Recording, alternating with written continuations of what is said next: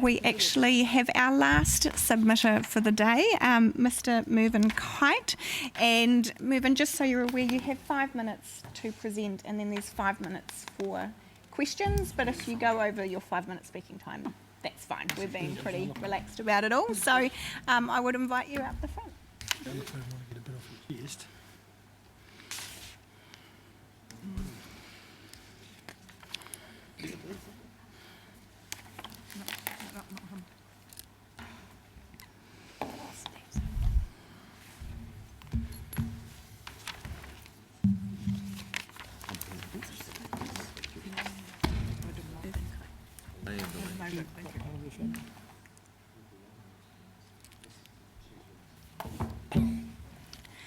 There you go.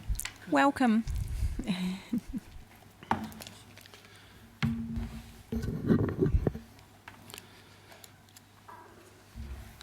Yes, good afternoon. I'm Mervyn Kite, and I'm the owner of a residential property north of Napier that's currently zoned rural residential. I think a lot of our neighbours wish to strongly object to the council proposal to delete rural residential and apply a residential differential to it, because it's basically a rural area and it's most definitely not residential. We live in an area that has a 100k open speed limit. We have no road markings, we have no white centre line, we have no white line on the side of the road. We have no footpaths, nor in places is there room to create footpaths. And people in those areas generally walk on the road. We've got no street lighting. The roadside mowing is done twice a year by a reach mower. There's no such thing as berms and mowers running along. That's done by the councils. There's some areas that we do locally ourselves. A number of years ago, we were forced to put up our own children's warning signs because after approaching Napier City Council, they said it couldn't be done, so it was done. Additionally, outside of Napier City Council control, we've got no postal service, we don't have any rural delivery, we don't have any postmen coming along the road. We're forced to go down to Bayview to pick up our mail. We've got no courier delivery.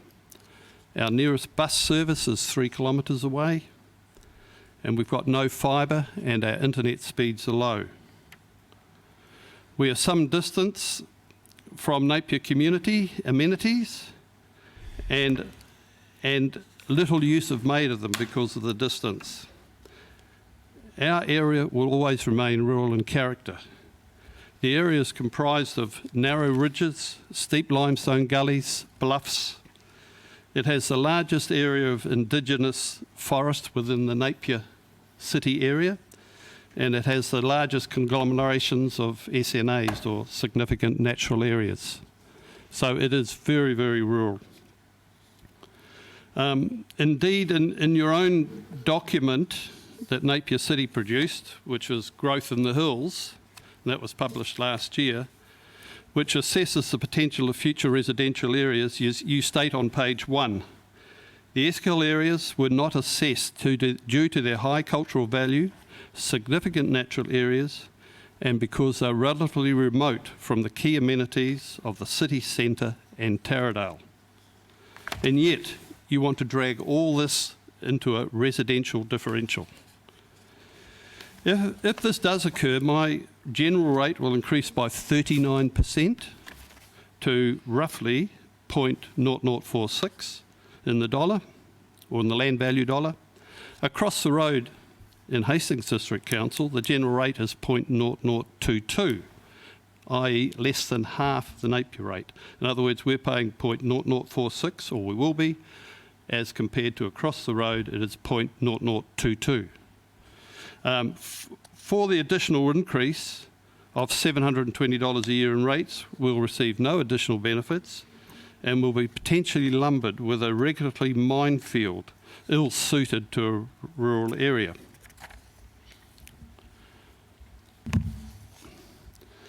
In the introduction to the draft revenue and financing policy under general rates, you state that the uniform annual general charge is set to ensure that the total amount of fixed rates will be between 20 and 25% of the total rates collected on a property.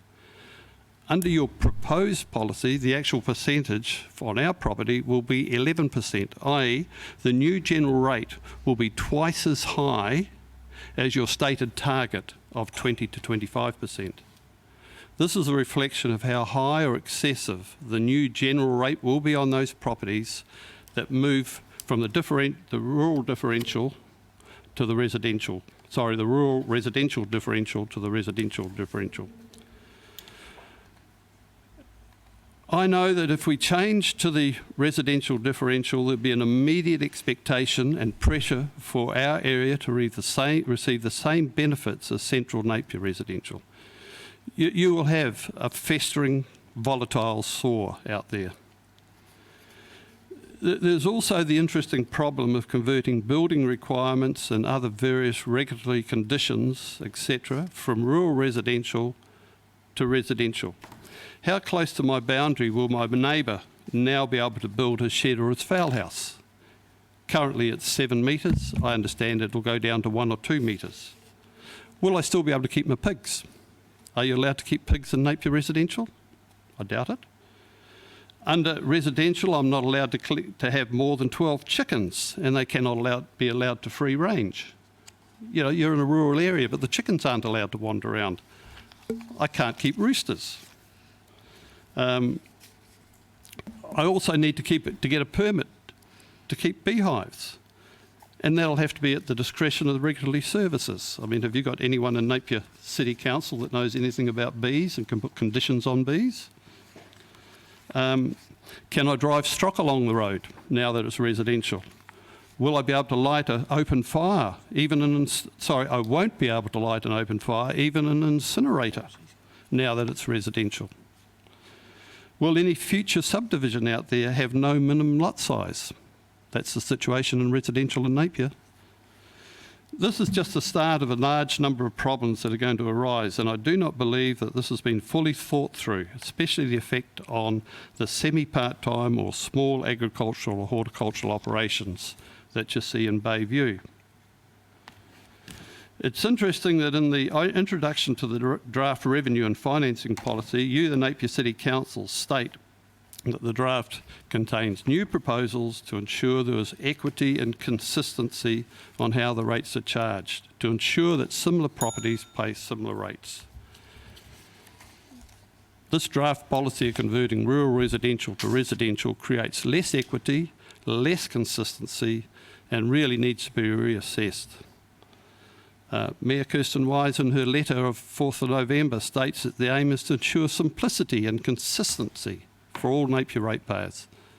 It does the complete opposite for rural residential ratepayers. It creates inconsistencies, complications, whilst also bringing a huge rate increase.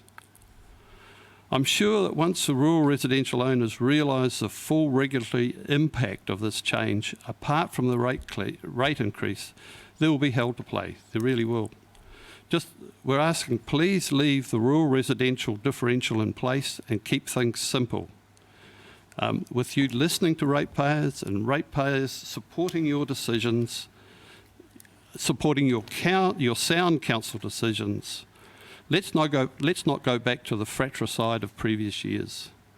Simply ramming or stuffing rural residential into residential will not work.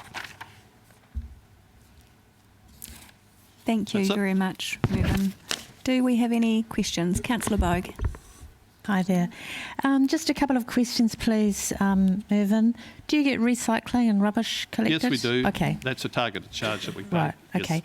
And I just noticed in your submission form response that you disagreed with, if whatever the changes we make, if we do make any, that you were not in favour of smoothing that out as opposed to, one lump sum that carries on. I mean, it's smoothing out is just delaying the inevitable, isn't it? I think it's for 3 years, and then it's forever. I mean, what we're looking at is a regime going forward. And as I say, our area will never, ever be residential. It's rural. I mean, we've got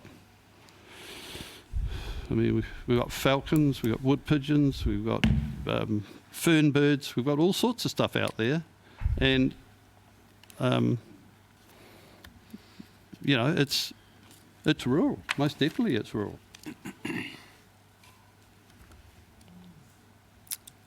Any further questions? Deputy Mayor Brosnan. Through you, thank you for your submission.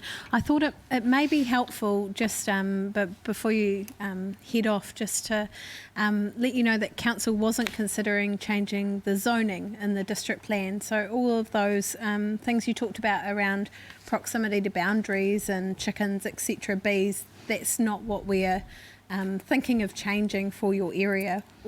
All this proposal was whether households in rural residential areas should pay the same for city services like libraries, pools, etc., to what those in town do.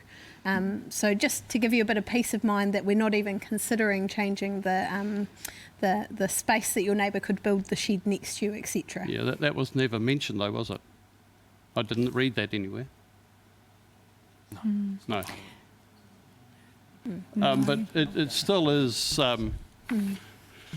as in that document, you know, we're well out of town. We don't access the services. We don't have footpaths, etc. I mean, you're going to have a reasonable problem bringing Bayview itself up to date without the hinterland. And I know with the rate increase there'll be a lot of pressure to put in a walking footpath, put in road markings. I mean, reduce the speed limit. I mean, we're on 100k. The school down there at SQ is 100k. You know, you've got 100k past a school. You know, there's a lot to be done out there, and I think there's a lot, if it's not handled carefully, it will erupt. Thank you. Thank you very much, Mervyn. So that does conclude our submissions for today. I did just want to take an opportunity in my eagerness to move into the hearings process. I neglected to welcome our new Chief Executive at the start of the meeting. So this is Steph Rotarangi's first day with us here, and so welcome to Napier City Council, and a week of revenue and finance policy hearings as your introduction to local government, and we're all very thrilled to have you on board and looking forward to working alongside you going forward. So we'll just close with our karakia, and then we reconvene tomorrow morning.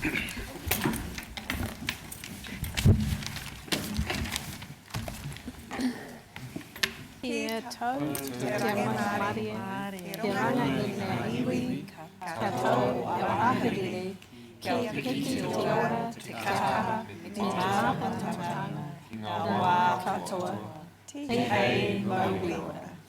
Thank you, everyone.